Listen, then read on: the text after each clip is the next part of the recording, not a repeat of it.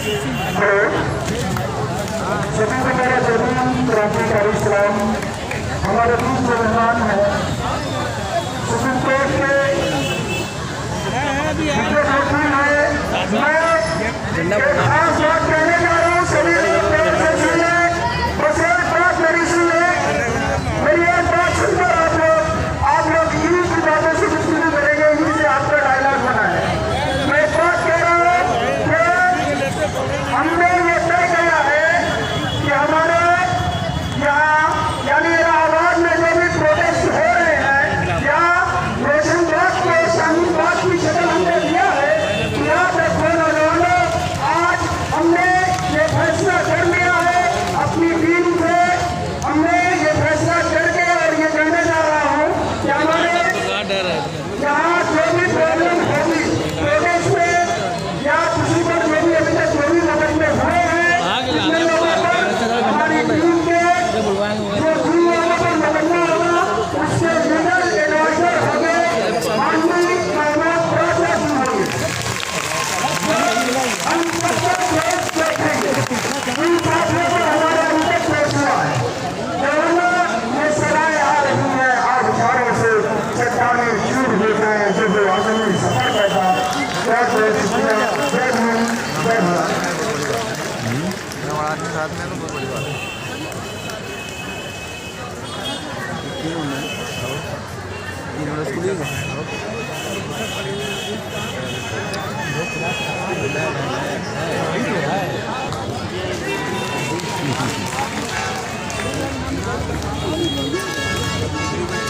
आज मैं आप लोगों के बीच में यहाँ आया हूँ तो मुझे ये देख के खुशी हो रही है कि यहाँ पे हम लोग किससे ताकत देते हैं। जब शाहीनबाग शुरू हुआ था तो सभी लोगों ने ये कहा था कि ये 1 दिन का काम है, 2 दिन का काम है, लेकिन आज 1 महीने से भी ज़्यादा होने को आया। हमारे मुल्क की ख़वातीन ने अपनी उस ताकत का मुजाहरा किया है जो शायद हिस्ट्री में पहले कभी नहीं देखी गई इतने बड़े तौर पे। और जब ख़वातीन अपने हाथ में किसी चीज़ की कमान दे देती हैं तो उसमें फतेह जो है यकीनी और ज़रूरी होती है। ये भी मैं आपको पूरे इत्मीनान के साथ और इत्मीनान के साथ बताना चाहता हूँ। आज ये काला कानून CAA NRC और NPR जाएगा, इसमें कोई शक और शुबे की गुंजाइश नहीं है। ये आप लोग अच्छी तरीके से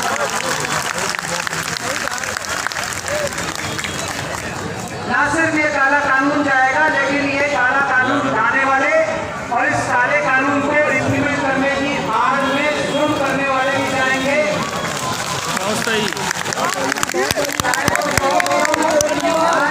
शादियों सेंटर में इन दोनों के स्टिकर नहीं होंगे, मैं आपको ये भी पूरे यकीन से बता।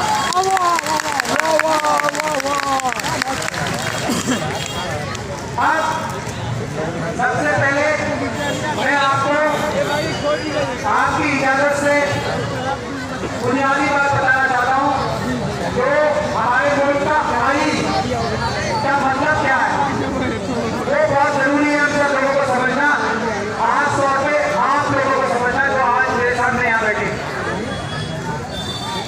बाबा साहब डॉक्टर भीमराव अम्बेडकर ने जो हजारों साल से हमारे मुल्क में छूतछात चली आ रही थी, एक आदमी बड़ा होता है एक दूसरा छोटा होता है, उसको छूट होती है, उसको खत्म किया था। ये है हमारा आईन।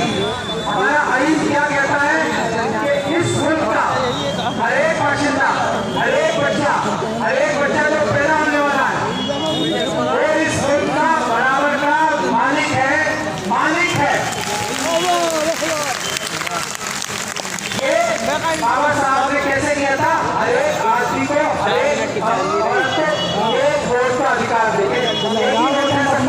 किसी के पास 2 वोट नहीं हो सकते, ये बात आप सब लोग जानते हैं। एक वोट का मतलब ये है कि आप इस मुल्क के दूसरे बाशिंदे खासतौर पे वो 86% SC और OBC और दूसरी माइनॉरिटीज के लोग जो इस मुल्क में जिन्हें बाबा साहब के टाइम में डिप्रेस क्लासेस ओप्रेस क्लासेस कहा जाता था, उन सभी को इस मुल्क का बराबर का मालिक बनाया बाबा साहब।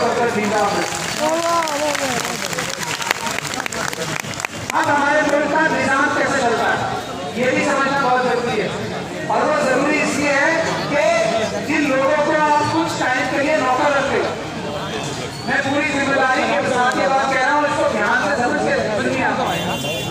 जिन लोगों को अपनी बात मनवाने के लिए अपना नौकर रखते हो, वो क्या आपके साथ ऐसे काम कर सकते हैं जो कि कायराना हो, जालिमाना हो? हरगिज़ नहीं।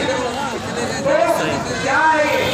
अगर आप लोग कॉर्पोरेटर, यहाँ पे कॉर्पोरेटर बैठे हैं, वो भी ध्यान से सुन ले, वो भी है, हाँ मुमताज ये नौकर हैं। आप लोगों ने इन्हें 5 साल के लिए नौकर रखा है और उसके लिए इन्हें तनख्वाह भी देते हैं आप लोग।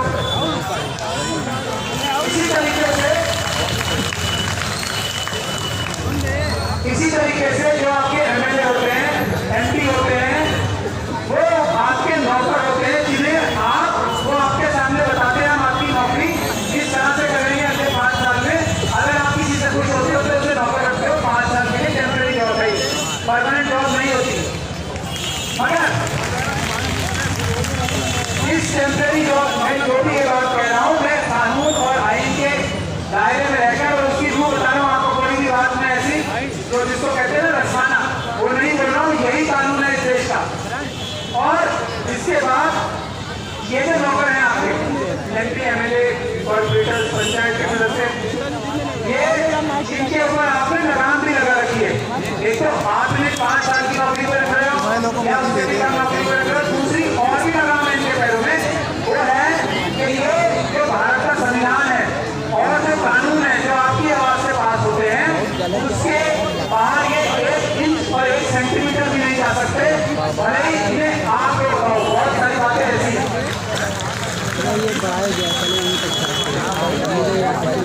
तो अगर ये लोग बाहर जाते हैं तो जो और सुना होता है, जो आज ये जो उत्तर प्रदेश में योगी जी की सरकार ने जो गोली चलवा के लोगों को मारा, जो लोगों को घायल किया गया, जो लोगों की प्रॉपर्टी बर्बाद की गई पुलिस ने जो लोगों ने की और आरएसएस के दूसरे लोगों ने जो की, वो सभी जो है कानून की इजाजत नहीं देता, हरगिज़ नहीं देता। इसलिए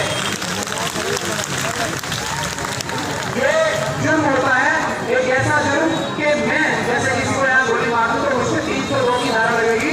गोली धारा इस पुलिस के अफसरों पे, इन नियम पे और दूसरी लोगों पे लगने वाली है। इसीलिए हमने इस्लामाबाद हाईकोर्ट से केस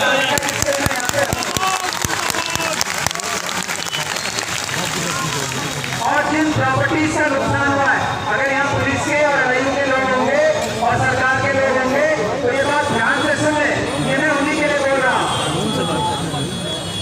जो प्रॉपर्टीज का नुकसान हुआ है, जिसके सबूत सारे मौजूद हैं, पुलिस ने जलाया है और दूसरे आरएसएस के लोगों ने जलाया है, वो नुकसान भी उनकी जाती प्रॉपर्टी से और उनकी जाती तनख्वाह से वसूल किया जाएगा। ये भी कानून है।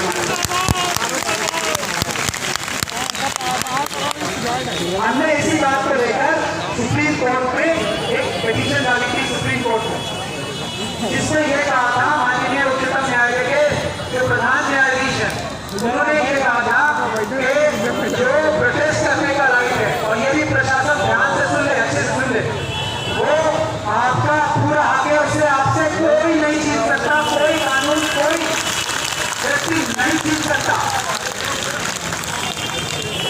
जहाँ तक एक धारा 144 की बात बताते हैं ना, उसमें भी सुप्रीम कोर्ट ने ये पूरी तरीके से फैसला कर रखा है कि धारा 144 इसलिए नहीं लगाई जा सकती बार बार कि आप किसी की लाकानूनी आवाज, आपकी जो right to freedom of speech है, उसको दबा सके, उसके लिए धारा 144 नहीं लगाई जा सकती। ये भी सुप्रीम कोर्ट का कानून है।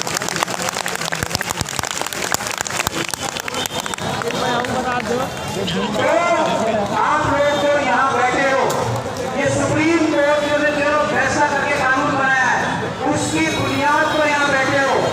कोई भी आदमी, कोई भी कानून या कोई भी चीफ मिनिस्टर, कोई डीएम, कोई चीफ सेक्रेटरी आपको यहाँ से हटाने की कोशिश करता है तो वो गैर कानूनी होगा,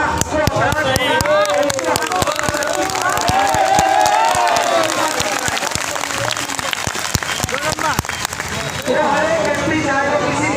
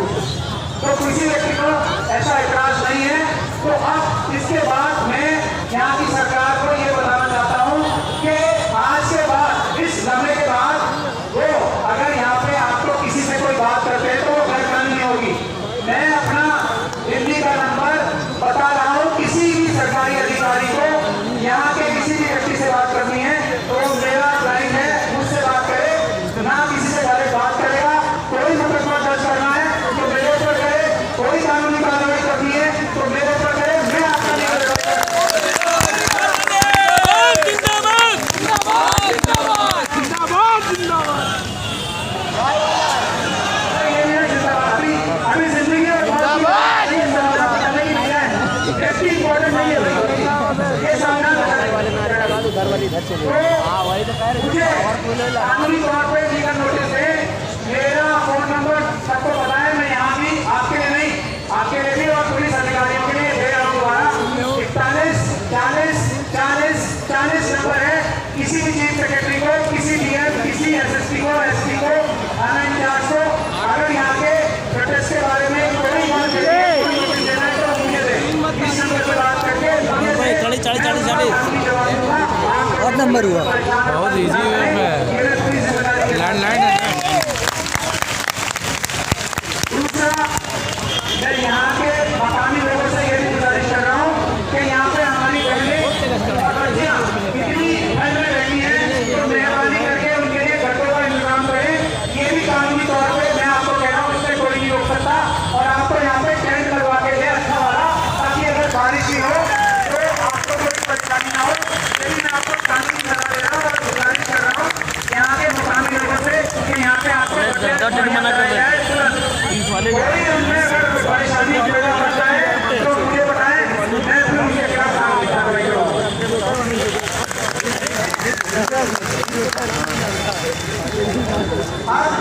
इससे आगे यही बात हमने जो उत्तर प्रदेश में हमारे SC और OBC और मुस्लिम भाइयों के लिए और बहनों के लिए जो जुर्म ढा रखे हैं यहाँ की उत्तर प्रदेश पुलिस के लिए, हमने एक वीडियो जारी करके वादा किया था कि हम सभी के खिलाफ FIR दर्ज कराएंगे कानून की मदद से। बड़ी पिटीशन डाल के आज हम यहाँ आए हुए हैं। तो आप सभी लोगों से दुआ भी करने की गुजारिश करूँगा कि कल हमें कामयाबी मिले। इस बात की आप दुआ।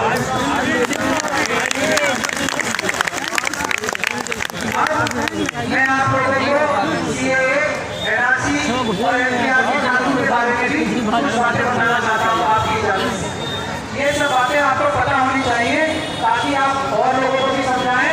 और अगर कोई आपसे सवाल जवाब करता है तो उसके सवाल जवाबों का आप अच्छे से आंसर दे पाएं। और उसके बाद मुझे अच्छा लगता है अगर मुझसे भी मेरे जो भी बातें हैं उनके बारे में लोग सवाल पूछें और मुश्किल सवाल पूछें, तो मैं आप लोगों को ये भी मौका दूंगा। और जो लोग हमसे इख्तिलाफ रखते हैं वो भी हमसे सवाल पूछे। यही जनतंत्र का, लोकतंत्र का सबसे बड़ा जो खूबी है, खूबसूरती है, वो यही है कि हम अपने बातों से, अपने लॉजिक से, अपनी जो हम बात होते हैं उसको सामने वाले को भी कन्विंस करें कि हम किसी बोल रहे हैं ताकि वो हमारी बात आगे हमारी बात में चलना चाहिए।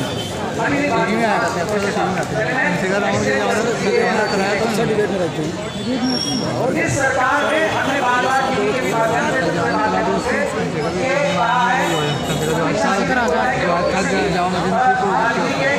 के सवालों का जवाब देने को तैयार है, बहस करने को तैयार है।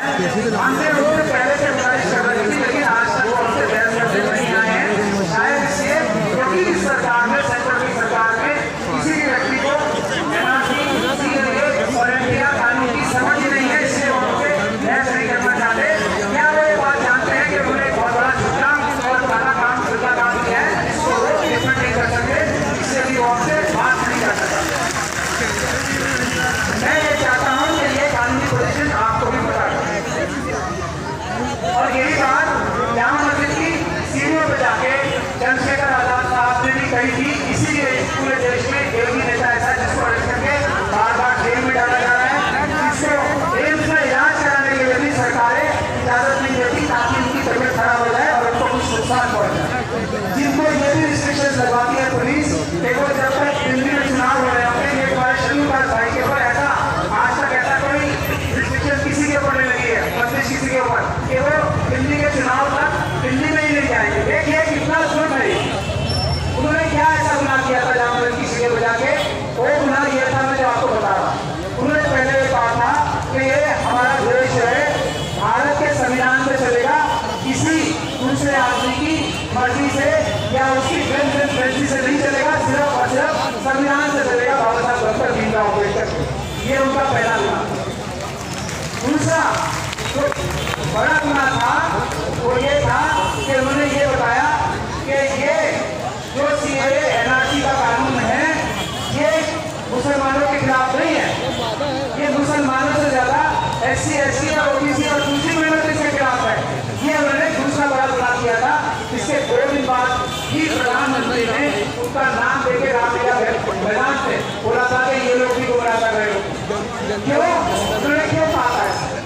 उन्होंने इसलिए कहा था ऐसा कि ये भी उसी तरह की साजिश थी कि हम सीएए को इस तरह दिखाएंगे जैसे ये मुसलमानों के खिलाफ है। अब कोई भी व्यक्ति इसके पक्ष में बोले या इसके विपक्ष में बोले, फायदा उनको इस देश में डिवाइड करके मुसलमानों के प्रति नफरत बढ़ा के फायदा उनको ही होना। इस बड़ी साजिश को जो कई बार आजमा के फायदा उठा चुके हैं अपने दूसरे काले कारनामे छुपाने के लिए, जैसे कि पूरा देश आज बर्बाद हो चुका है। पूरे देश में आपने देखा है भुखमरी फैल रही है, महंगाई बढ़ रही है, जो जीडीपी ग्रोथ है हमारी 1.5 रह गई है। ये सब चीजों से स्टूडेंट्स आत्महत्या कर रहे हैं, किसान आत्महत्या कर रहे हैं। इन सभी चीजों से भटकाने के लिए इसीलिए सीए लाए थे। मैं अब इसीलिए आपको लॉजिक बताऊं। हमने मोदी सरकार से एक सवाल पूछा कि मेहरबानी करके आप ऐसी कोई भी चीज बता दें जो सीएए ने किसी को भी दी हो, किसी भी को कुछ फायदा पहुंचाया हो, तो आपको आज तक नहीं बता पाए। बल्कि हमारी उस बात से एग्री करके अब से 4 दिन पहले प्रधानमंत्री जी ने बोला था ये सब चीजें तो पहले से ही मौजूद थी। तो अगर ये सारी चीजें सबके लिए पहले से मौजूद थी तो ये कानून लाए क्यों आप? सिर्फ हिंदू मुसलमान कराने के लिए ना। तो ये साजिश चंद्रशेखर आजाद साहब ने ऐसे। अब मैं आपको बताता हूँ कि अदनान सामी का एक एग्जाम्पल है, आपको लोगों को पता होगा। वो तो मुसलमान है, पाकिस्तान से हैं और इस कानून से पहले उनको नागरिकता भारत की मिली। कैसे मिली? क्योंकि कोई रोक-टोक की नहीं। पाकिस्तान, बांग्लादेश और अफगानिस्तान के किसी भी नागरिक को नागरिकता देने के लिए कोई बंदिश है ही नहीं। तो सीएए किसी को कुछ दिया नहीं करने देंगे। तो ये साजिश की है, वो उनकी साजिश नाकाम होगी। बड़े हैं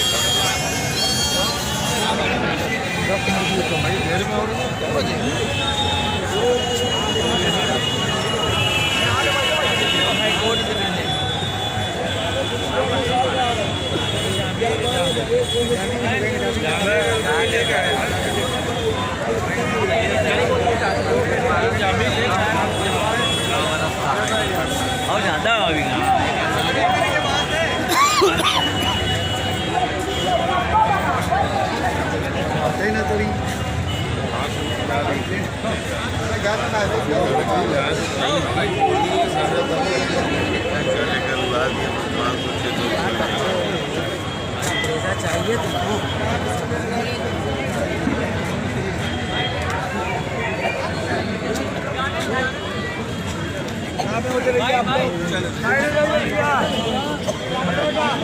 चाहिए तुमको।